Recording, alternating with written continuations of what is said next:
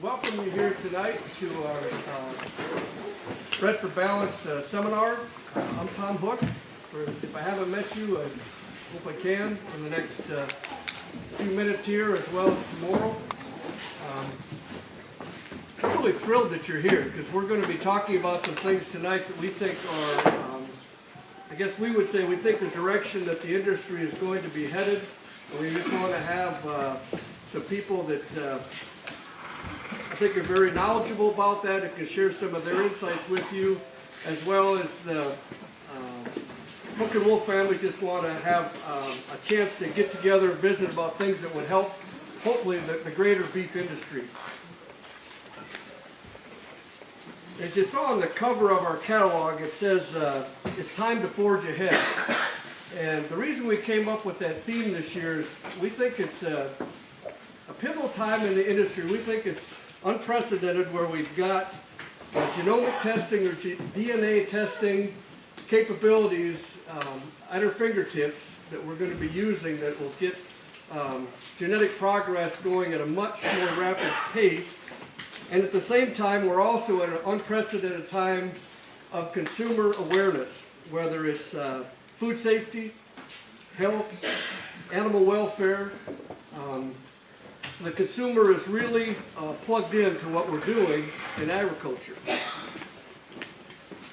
So with that, I was typical this time of year. I was in, some of you maybe don't have to, but we do as far as going for the refinancing at the bank for the 2018 year. And they had a quote on the wall. There's not many times that I've stopped at the bank, gone back in, and took a picture of a quote on the wall, because I thought it was really good for what we're talking about tonight. And it said, "There are those who have vision, then there are those who see it through. There are those who have vision, then there are those who see it through." And I think we are at that pivotal point in the beef industry where we have to have, as we have here tonight, because Jim's done a good job inviting a really nice cross-section from cow-calf people, seed stock producers, farmer feeders, feedlot operators, all the way up to people that provide meat from Wendy's or other large food companies in America. So with that in mind, I'd be remiss if I didn't say for Jim and I, we both have, for our families, we feel very deeply that if our toil that we do within the seed stock industry, it'll all be in vain if we don't help our fellow farmers and ranchers, or our fellow ag colleagues, as well as the greater beef industry, to provide a safe and wholesome product for our consumers. So with that, that's the foundation with what we're going to start tonight to get our seminar going. I'm going to have Jim come forward. He's going to have a few comments as well, and then he'll be introducing our speakers tonight.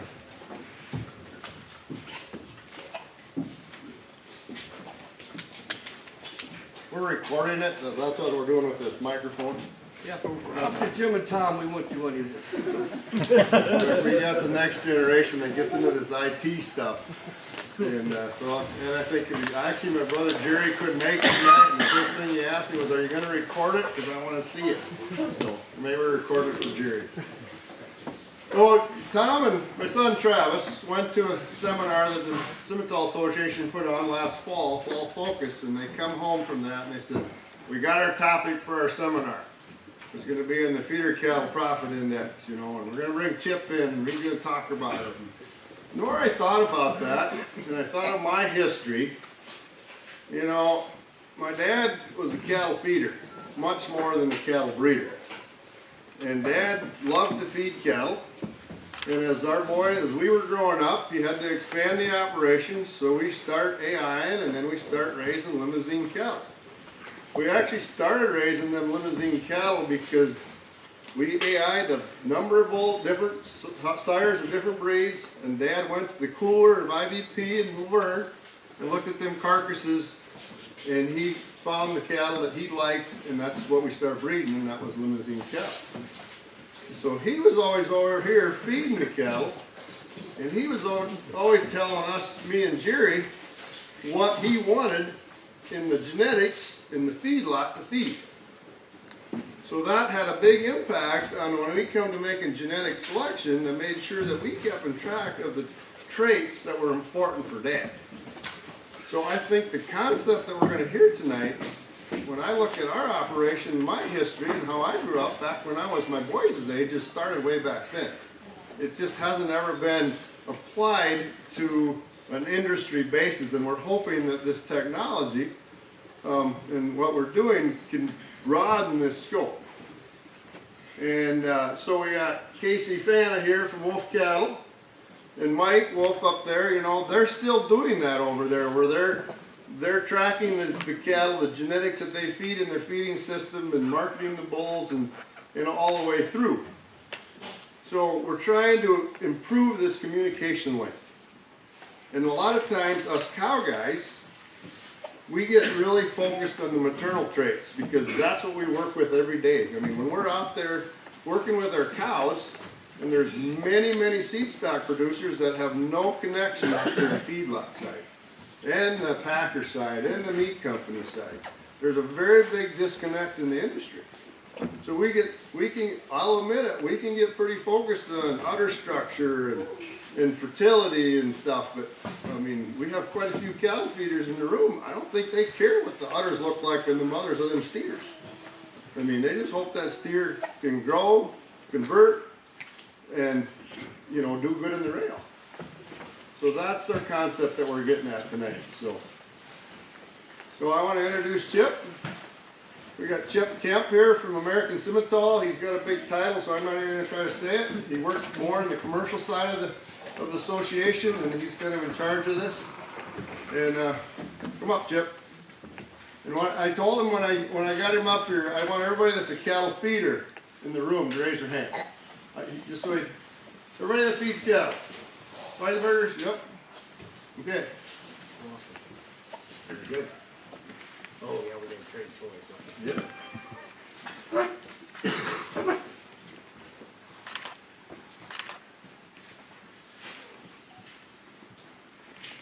I'm probably loud enough, but Josh needs to hear me good, so I'm gonna wear this thing and see if I can damage myself.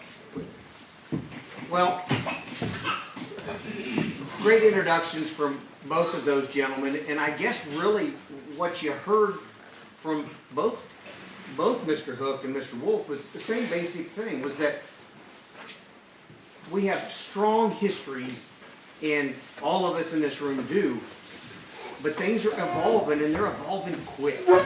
And I know some of us want to pretend like I myself, there are days when I openly say this from time to time, I pray for a solar flare so I can watch all my computers fry really quick and we can move on back to what it was maybe 30 or 40 years ago. But until that day happens, we have to live in reality. And the reality is, whether we like it or not, this thing is moving faster than any of us can possibly begin to fathom.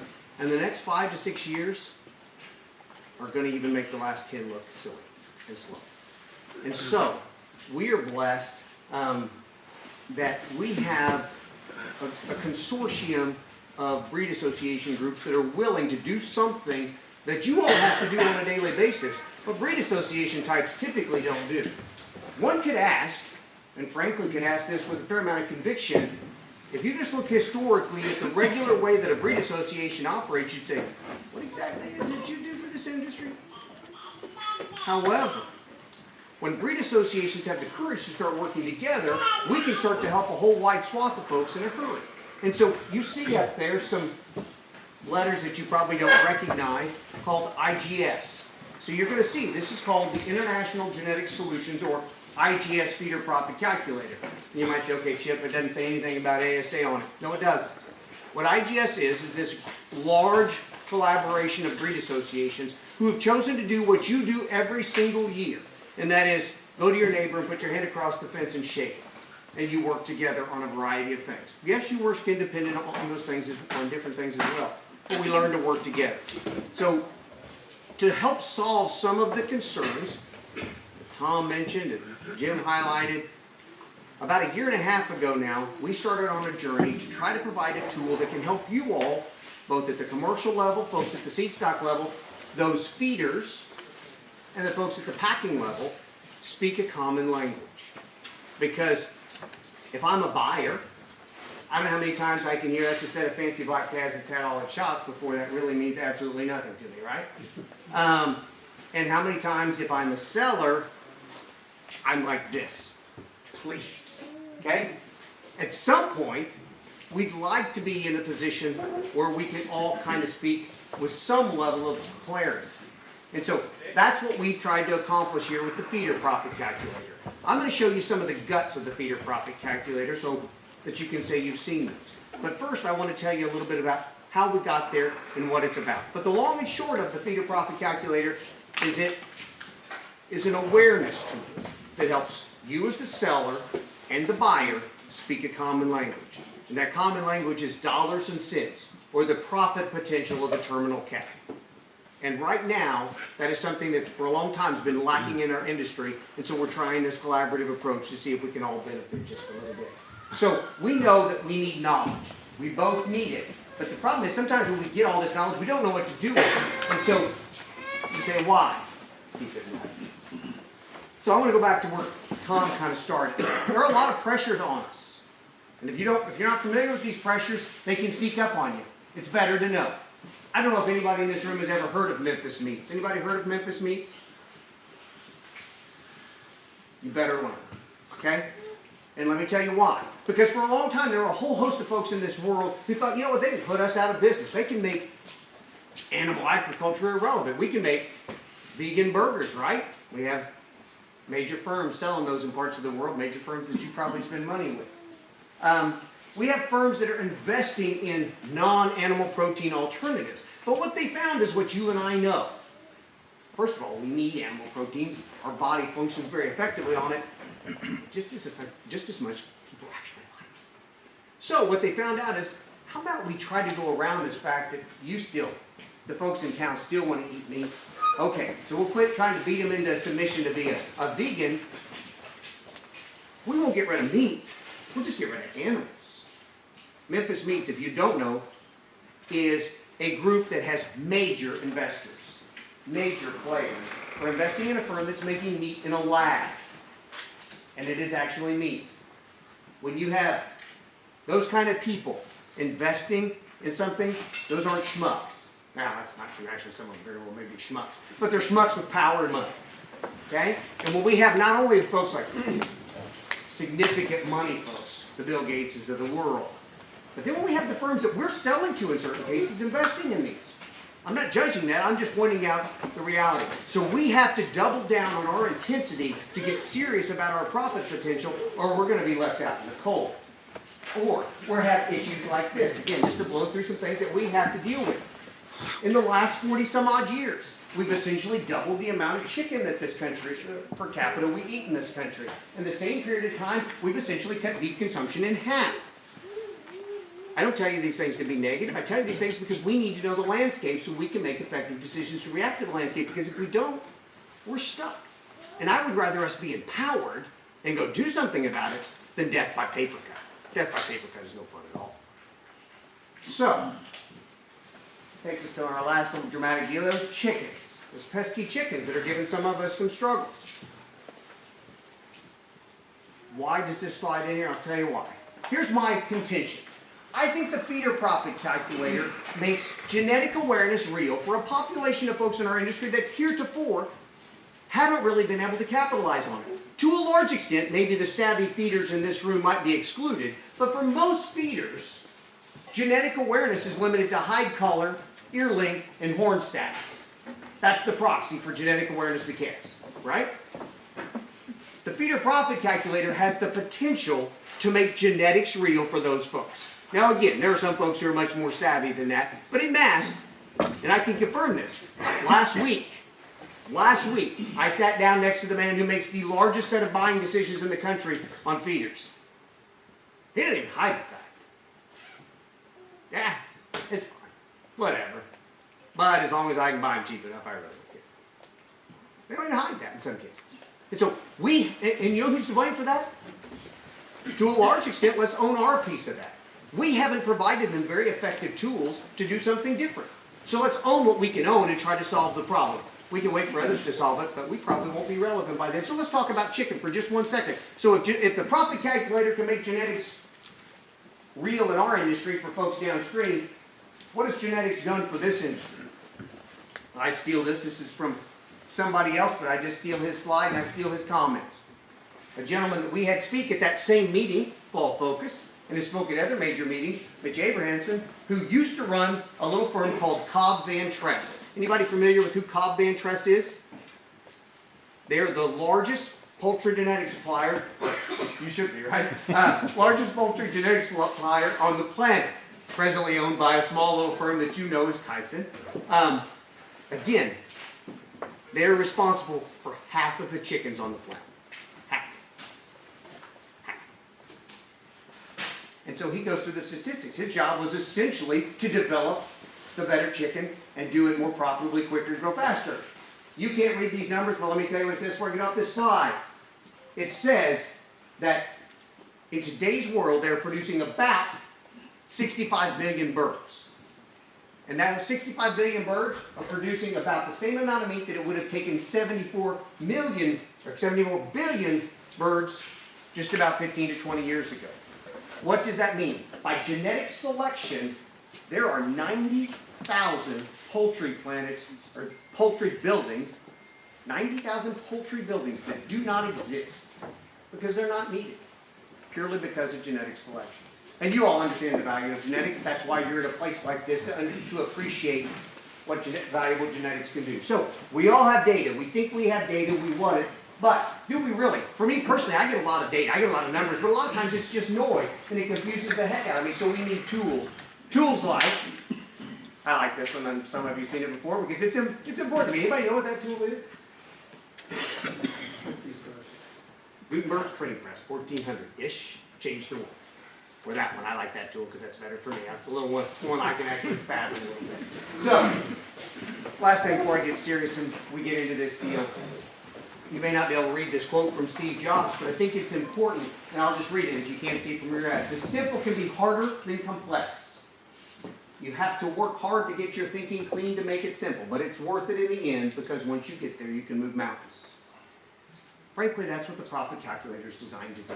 It's to boil down a bunch of complex stuff into a simple metric that you as a seller can understand and appreciate and know why you got where you got. The buyer on the other end can do the same, and those packers one step farther down can do exactly the same because they benefit with those decisions as well.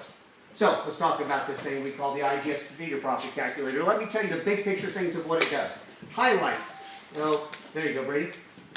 What we're going to look at is it's going to highlight known genetics, predominantly through sires. It's also going to talk about management practices, and we'll get into those a little bit deeper. One big important difference, and there are one or two other tools in the marketplace that do a little bit of this. This thing becomes a deep dive on calf awareness as opposed to maybe some of the other tools that are in the marketplace. One of the areas that is distinctly different is this tool can look at the maternal side of the equation. I'm guessing almost every single one of you has put a lifetime into making your cows better. Right? That goes back to Mr. Wulf's point earlier. We focus in on a lot of maternal metrics, and we should. But we also put some grow and some carcass merit into those cattle. And the tool needs to be able to reflect what you've done, and it can. You need to know you're listening to somebody in this case who maybe is not that enthusing, but all this information comes from a database that's pretty impressive. The largest genetic evaluation on the planet is what drives this engine. There are 18 million head in this database. To give you a sense, that's about 40% bigger than the next largest genetic evaluation on the planet. I can tell you who that was, but you probably already know. We use our own data to derive that. We also use USD data in a couple of places where they can help us. That's just shameless marketing. We have the best science team in the business, but I challenge you if you want to pick a fight with me on that, otherwise we can keep going. Now, this is important. We don't charge anybody for this. And you might say, well, how do you stay in business? We'll figure that out, okay? What we have found is if, over the course of time, if we over-deliver and under-promise, Trust me, the bottom line looks just fine. So we're okay. Why do we not charge a commercial producer? For one, we want you to want to adapt this sort of technology. If we start charging you, it's going to cost some to have a barrier. Two, we need those feeders in the room. We need them to see these sort of numbers on as many cattle as they can possibly get, so that they can start to make selection decisions themselves when they're making buying decisions. And so we've intentionally made a decision that commercial producers who run a profit calculator certificate will never get charged. There is a cost, however. Recognize there is a cost. You're just not going to bear it. Serious seed stock folks who are investing in the future of this industry, that one, maybe that one over there, one in the back, a couple others in here, they have chosen to take that burden on because they feel like ultimately as you make more profit-focused decisions where you get more knowledge, it helps everybody. This is an example of this cow herd dynamic. So let's say if I wasn't able to reflect the value you put into your cow herd, I would just be looking at purely the sire side. And it would be better than nothing by a lot. But if I can reflect the changes you put into your cow herd, for example, and this one's just marbling, it allows me to move that just a little bit. So, keep cranking me. Now, here's what, give me a bunch of this. Stop, one more. Stop. Okay. Ultimately what this thing does is as a commercial producer, you put in some data. I'll show you how to do that a little bit later. Then, it cranks out a certificate. And that certificate's going to have a variety of things. You'll see one in a second. But it really boils down to 3 numbers that are relevant. One, at the top, is a relevant management value. And what that determines is it uses scientific peer-reviewed literature, just like you get from North Dakota State or University of Minnesota or South Dakota State, whichever one is your bag here close by. Okay? And we use those scientists to help us determine a few things. And what it tells us through the scientific literature is that there are 2 very major management activities that drive mortality and morbidity rates of calves. If those calves are weaned for more than 30 days, their morbidity and mortality, their sickness and death, goes down a great deal. Cattle feeders, would that seem accurate? Okay? I think they would agree with that one. The other thing is, if we've doubly vaccinated those calves for BRD twice before they head off the farm, that too drives down morbidity and mortality quite a little bit. Would the cattle feeders question me on that one? Okay, so those are the 2 big events we think from a management standpoint that play into this equation. Secondly, relative genetic value. Frankly, you're at the Bred for Balance there. You probably got this one in the back, okay? You're not here because you just didn't come for the dinner. Okay, you all are here for serious reasons, and so you understand the value of genetics by the function that you're here. However, not only will this help identify those, and I'll show you how in a second, but hopefully through tools like this, for those of you who have been investing in this caliber of genetics, we can get to where we can start to get rewarded for it. So others can see your value in your genetics as well. Those 2 things together combine to be the total relative value, which is the most significant number on the certificate. How would you do this? Pretty easy. You go to a website called International Genetic Solutions. At the top, hit me one more time, Brady. At the top, up in the upper right, there's a little link, says Feeder Profit Calculator. Up at the top. Just click on it. It will take you from there. It's pretty simple. It's going to take you probably 15-20 minutes. If you are putting in a major bull battery, it might take you a little bit longer. But it's not going to take you very long. Okay? It's not going to cost you anything. You're going to push submit, and it's just going to blow away. A day or 2 later, you're going to get back a certificate, sometime within hours, sometime the next day or so. This is what that certificate looks like. You will get it back digitally. Why digitally? I know some of us are like, well, I want a piece of paper. Well, print it. But digitally, we're giving it to you for free, so cut me a little slack. Why digital? Actually, digital is important because I want you to be able to share this quickly with some of those guys who've been buying your calves, some of those folks who've been bidding on them.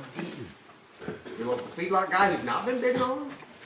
I want you to be able to share this thing fairly conveniently. And so digital makes that just a little bit easier. I know you can't read all of this stuff on here because it's a ways away, but I wanted you to see it. But let me tell you what you got. Up on the upper left, that's blocked out in the orange, that would be your identification. Okay? That's you. Obviously, you don't get to see who this has. Who had this? The next section is all about your calves. Anywhere from where they're at to the genetic composition. This set of calves was 57% Angus and 42, almost 43% Simmental. It tells the birth dates, it tells the weight ranges, the colors, horn, poll, all those things. The bottom on the left is the treatment history. In this particular case, we've got 3 different vaccination events, a couple of deworming events, an implant. So, as a buyer, you buy with knowledge.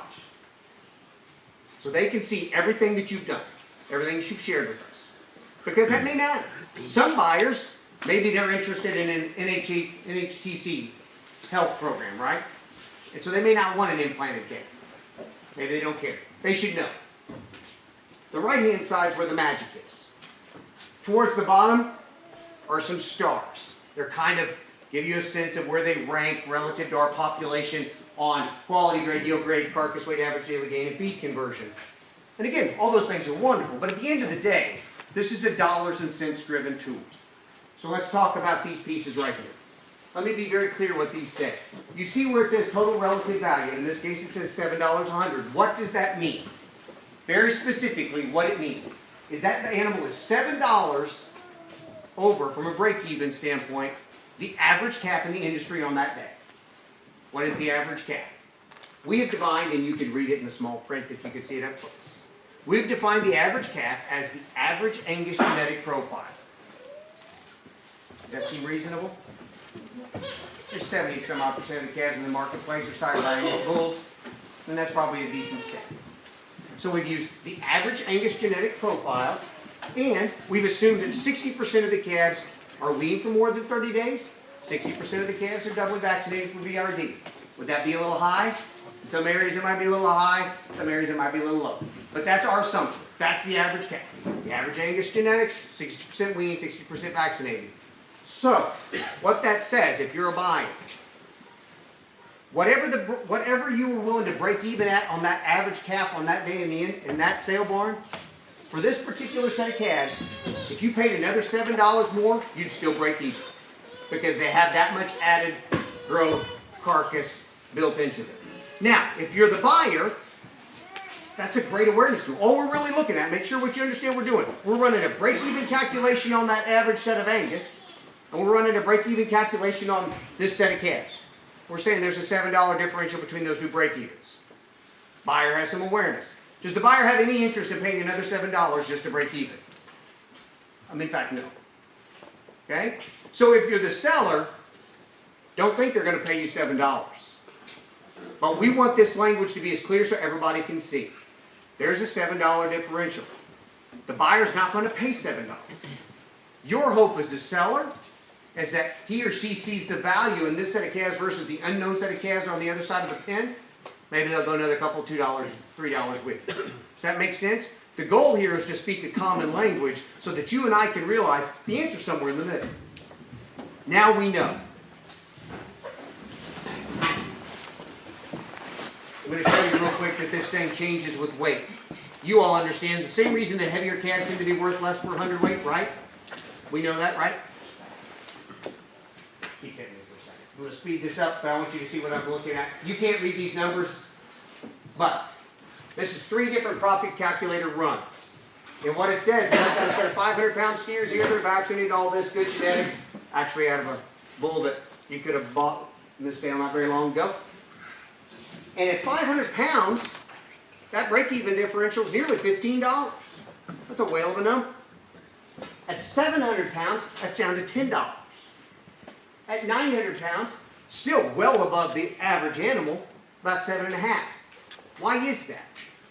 Well, the older and heavier a calf gets, the less risk the buyer has in terms of mortality and morbidity, right? The less risk we have when they go into a feed yard.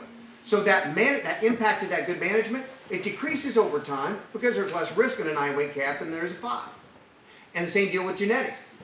The window of time to take advantage of those genetics shrinks up just a little bit. So they don't get to have quite as much of that grab on that. So you can see just in this one example out of a little bull called Beacon, there's about $7 plus difference from 5 to 9. This all seems lovely. Let's not have an academic discussion. Let's make it somewhat real. I'm going to guess many of you are going to be back here again tomorrow. So let's put this in a real world understanding that we can think about. So we're going to make some examples out of some of the bulls that are standing not too far from us, okay? And I would guess maybe typically in a situation like this, what you would expect is for us to come out and we'd bring out, we'd just open the catalog and we'd start right here with the heavy hitters, or what might be perceived as the heavy hitters to some, right here. And we could do that. We might just do that. But actually, I'd like to do something different. So let's start then. I don't know about you. I may not always go to every sale and be able to get the bull I dream of having. I may end up having to go farther back in the sale order than what I initially had hoped I was going to be able to do. Or maybe the banker called and said, yeah, you're not buying that one, but you can get on the next one. I go, I can. So, we pulled just a random set of bulls out of the catalog. So random, in fact, 3 of them aren't even pictured. So I wanted to prove to you how this tool can work. It can work across breed types, because, again, I know you can't see it, but I don't want to hide anything from you. Some of these folks up close can see it. This is the guts of the software. You as a producer would never see it, but I want you to know that we don't hide anything from you. We're as transparent as we can be. So what we did is we pulled this random bull battery of 17, 35, 57, 73, 81, 95. That's for lot numbers. Okay, so I guess maybe 4 of them aren't pictured. So let me show you how this works. So at the top it says we produce steers out of this set. So we're going down the road a ways. 600-pound steers have been vaccinated and weaned. This is my bull battery. I put them on. I've been coming for a while. I believe in heterosis and crossbreeding. I've got a set of Sim Angus females that are 75% Angus and a quarter Simi. So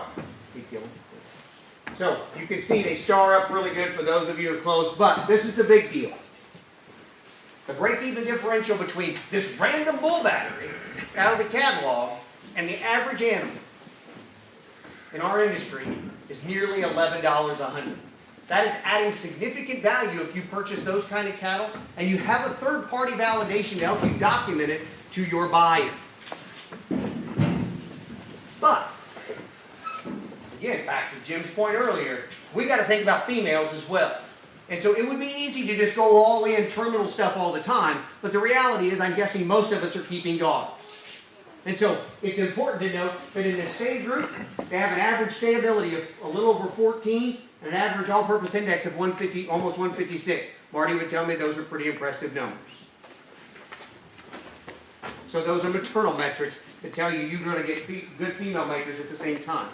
So again, we can go to some of these feature lots, but I chose to go the other way for a second because, again, as a reminder, I may not always get the first bull I came to buy. These are the bulls that you might call a bit more normal in their TI or their terminal index. That means in terms of the terminal merit of these bulls, I call them normal because they're all maybe in this room right now. Maybe you're coming here to buy large bull batteries. I'm guessing most of us are looking to buy a bull or two. I'm guessing. And so I come and pull up. Let's just say at your place, most of your females are red. Your females are highly red Angus. In this case, a situation where they're 75% red Angus and a quarter Angus. And so you like that color. Red's working for you. And so you'd like to keep that going. So I went digging in and we found a couple red bulls. This is just 2. They're just pictured in 2 different versions. So lots 41 and 42. They're right next to each other in the catalog. They're both 3/4 Simmental bulls. If you haven't looked at them, you should because I think they're actually kind of cool. But when you look at this, again, $10 over the average calf. Well, what are we seeing here? This tool really highlights a couple things that are important. It understands the value of not only breed complementarity, how different breeds balance each other out. It also does something that every genetic evaluation on the planet takes out, ours included. When we're doing EPDs on a bull, whether that's an Angus bull, or a Gelbvieh bull, or a Simmental bull, or a Limflex bull, we have to take out heterosis, hybrid vigor, right? Because they don't get to pass that on. It's kind of a one-time shot. But we can put it back in here, right? Because these calves, you need to know that crossbred calf has some hybrid vigors, has some heterosis. So we plug that back in, and this machine can figure those things out. $10 over the average animal, and again, if you're keeping score, these animals are top 1% for ribeye area and terminal, top 3% for the all-purpose index, a strong maternal bellwether metric, 10% for stayability and 20% for marbling. So you can have the kind of bulls that hit us with not only terminal merit, but again, keep our cow herd going forward as well. Again, ours is about all she can squeak out. And that's in a rare situation. You saw one with the bull called Beacon a little bit earlier. It's about as far as it can squeak out. practically speaking, and I run a lot of these, if you get over $8, you're doing something pretty special. And again, I can show you, they're on my computer, so I'm not even blowing smoke. And if you want to see them, I literally will show them to you. That's $8 is a heck of a number. And so here I said, well, let's look at the high TIs. Maybe somebody in here needs to add as much terminal merit as they can. Or maybe they're shipping all their calves and not keeping daughters. So I put together the three of the top 5 or 6 TI bulls in the sale. All black bulls on Angus cows. Maybe you're somebody who's here for the first time and you've heard about this Simmental revolution, and maybe your cow herd's highly black, meaning highly Angus. Well, we know what that means. There's a tremendous amount of good in Angus cattle. We all have, well, maybe not all of us, most of us have some Angus in our operations. And we do back at the house. But we also know there's some challenges, right? Over the last 10, 15 years in that population, maybe I need to fix a little bit of foot structure. Maybe I need to make the daughters a little longer longevity minded. I can have the terminal merit of this animal, of this set of animals, at $12. And here's the other metrics. Top 1% for TI, 2% for the maternal metric of all-purpose index, 3% for marbling, 4% for yearling weight, and 20% for calving ease. Those are animals, again, they named the sale, I didn't, I just showed up. But it says bred for balance. Might be apropos, I'm just saying. Brady hit me. So, to this point, we talk about how the tool works. We show you that there's an example, a number of different examples of how you can buy quality genetics. But this profit calculator also says you have to do your job. Because if you don't do your job, it doesn't matter how much your seed stock supplier does theirs, it won't work out. So here I want to take, I just grabbed a bull that I thought might get some interest from folks. Lot number 3. If you look at the numbers on lot 3, I think you'll be impressed. Brady, hook me up.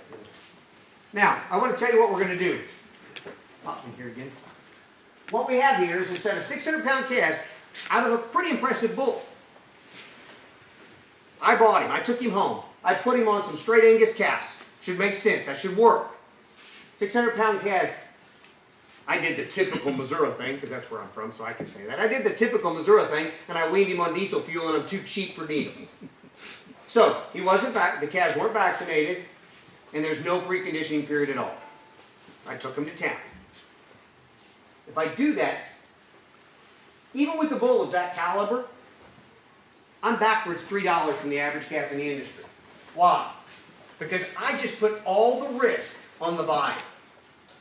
And what is this? This is an awareness tool, so you and the buyer are speaking a common language. What did you just tell the buyer? Frankly, I don't care. That's what you told the buyer. I don't care. I'm not doing it. And so, in turn, what's the buyer tell you? Fine, I'll buy your calves, but I'm going to pay you accordingly. And there is too much risk in a set of calves like that, even with all the genetic potential in them, that I'm going to have calves dying or chronically sick. That's too much risk for a buyer. Same bulls, same calves. This time, I still put them on the truck the day I took them off the cows and took them to town. Still did that. But I did at least vaccinate it for BRD a couple times. I dug in with all the vet, didn't like it, but I did it. $4 above the average. So just by doing probably 2 steps, because you're probably going to run them through twice, but I've added a fair amount of awareness of the value, the profit potential I put in my calf, a little over $4. Same set of bulls, same cows. This time I've done my job. Those calves have been preconditioned effectively. They've been vaccinated twice. Now, what's the buyer tell me this time? Hopefully, as we add awareness to this sort of tool, that you and I can find some sort of compromise ground to live in the middle, because the buyer now has some awareness that says, that's a good risk. That's a risk management tool. For those buyers in the room, that's really what this is for you. And frankly, so you know, there are some firms in the marketplace who are viewing this as a risk management tool. You will see it pop up in a whole host of different directions over the next little bit. But some of the firms that are most excited about this are the folks who help finance feeders. Those who you call to help with some of your hedging and financial needs. They see this as an opportunity to help clarify your picture. And it's important to them. This is a risk management tool from a feedlot standpoint. And still, I can't help but tell you, this particular calf is in the top 1% for calving ease, birth weight, docility, which matters to me, marbling, ribeye area, all-purpose index, and terminal index. Just saying. Brady here. Let's look at one more bull, shall we? Bull number 1. So I can get right to it and say, here it is. This bull is in the top 30% for essentially for every major trait. Meaning, you're in the top tier for everything you care about. And above that, he's top 1% and 2% for a number of things, but I highlighted the 2 maternal metrics. He's in the top 1% for stay and API. These are the kind of cattle that shine in this sort of tool. For those of you who've been working with this group for a while, or for those of you who just found yourself here and are pondering, is this the right step forward to add value to maybe my British cows that I went too far down that road and I need to bring them back just a little bit. Or maybe my buyer keeps telling me, you got to step up your game a little bit, these calves aren't doing enough for me. Or maybe you're one of those folks who says, you know what? The same guy calls me every year and says, I'll buy your calves, no questions asked. That's an awesome position to be in. However, I'd ask you this. If somebody will call you up with no questions asked and buy your calves, never ask you twice why. What's that really mean? It means he knows something you may not know. If I can get somebody else to know what he knows, now I've got something. Now, to be clear, what did I just say? Here for a while, there for a few slides, maybe I was berating those of us on our side who maybe didn't do a good job. In this situation, I'm telling the buyers, okay, you're going to have to step up over time to do your job to highlight the kind of cattle that you want. So, if you were to say you were to be here tomorrow, and let's say you're one of the folks who's lucky enough to pick up some of these bulls, this is the way it would work. Let's just say you own this bull, you bought this bull just because he's the one on the screen. You bought this bull tomorrow, you take him home, you put him on some cows, kick him out. Not too long from now, this could be your certificate that you would email me and say, hey Chip, would you run this for me? And I will tell you, the total relative value of this guy on a set of Angus cows is $12.87. I will tell you, I've run a lot of these. It's the highest number I've ran. Highest number I've ran. So, that's how the profit calculator works. You can see the star metrics, you can see the numbers, you can see the information we're trying to get to buyers. That's a lot of preaching at you, Brady. I think that pretty much wraps it up. If we have questions, I would be honored if we want Marty to chat first before we get to questions.